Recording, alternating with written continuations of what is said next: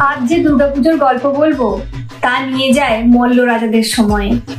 বাংলারই এক পুজো, কিন্তু সেই পুজো চলে 19 দিন ধরে।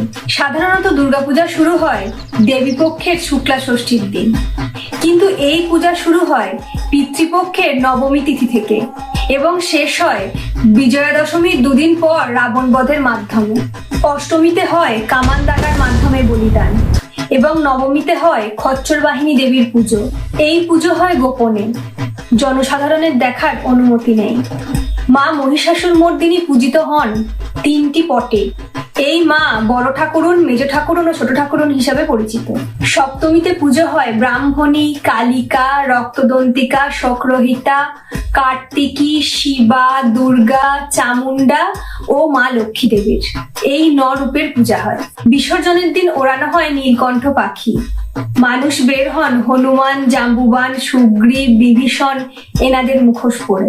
প্রথম দিন হয় ইন্দ্রজিৎ বধ, দ্বিতীয় দিনে কুম্ভকর্ণ বধ ও শেষ দিনে রাবণ বধ। বলতে পারবেন কোথায় হয় এই পুজো?